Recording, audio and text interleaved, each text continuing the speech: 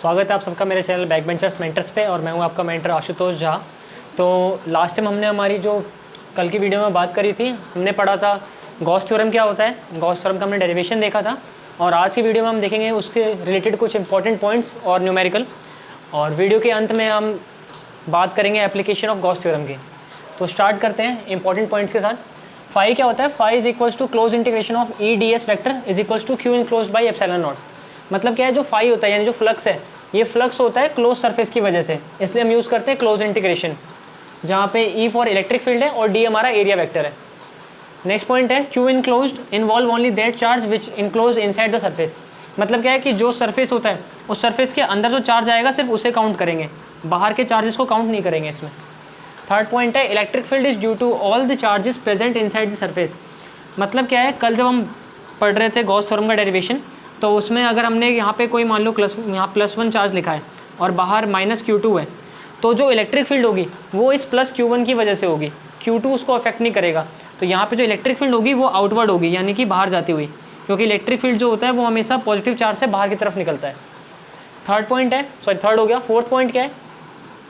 Flux due to close surface. तो जो close surface होता है इसकी वजह से फ्लक्स कैसे डिपेंड करता है या डिपेंड नहीं करता है? तो doesn't depend upon position of charge.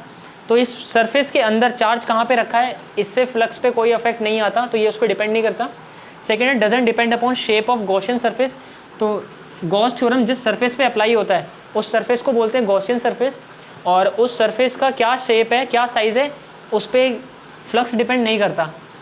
कब तक नहीं करता? Until charge inside the surface remain same. अगर ये चार्ज Q1 है और इसका साइज़ चाहे इतना बड़ा हो या इतना हो, ये अफेक्ट नहीं होगा। लेकिन अगर चार्ज यहाँ पे Q1 है, ये हो गया एक गॉसियन सरफेस, और हमने इसके साइज़ को छोटा कर दिया इतना कि अब ये गॉसियन सरफेस ये हो गया है, ठीक है।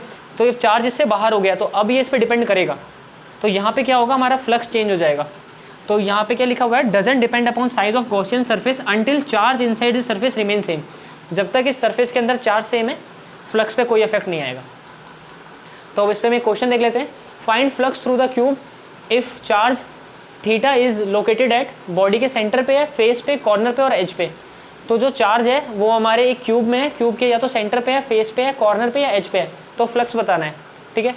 तो ये हमने क्यूब एज्यूम कर लिया, ठीक है। इसमें मान लेते हैं अभी सेंटर पे चार्ज है, तो जब सेंटर पे चार्ज होगा तो अब इस पर इलेक्ट्रिक फील्ड चाहे किसी भी फेस से आ जाए, वो जो चार्ज है वो इस सरफेस के अंदर ही रहेगा। मतलब क्या है, इसके लिए ये पूरा एरिया गॉसियन सरफेस है जहाँ पे चार्ज है।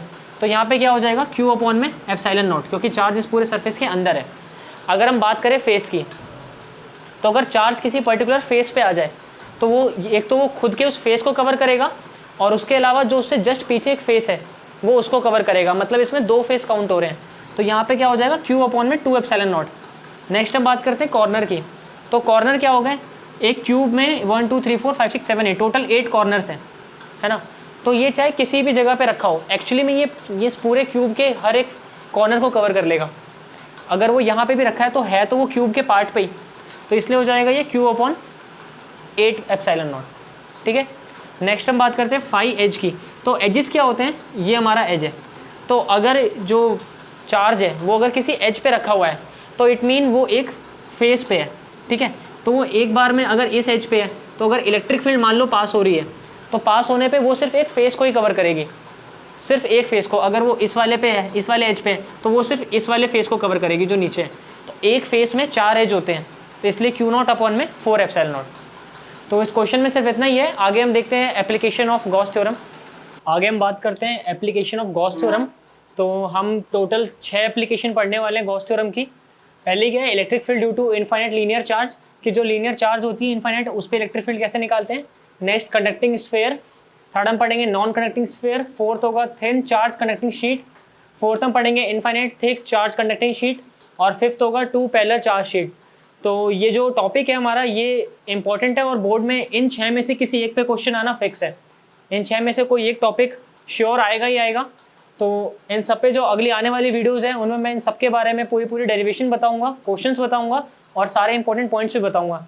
तो फॉर फर्दर वीडियोस आप मेरे चैनल को सब्सक्राइब कर लें, वीडियोस को भी लाइक कर दें और बेल आइकन भी प्रेस कर दें, ताकि आगे आने वाली वीडियोस की नोटिफिकेशन आपको मिलती रहे।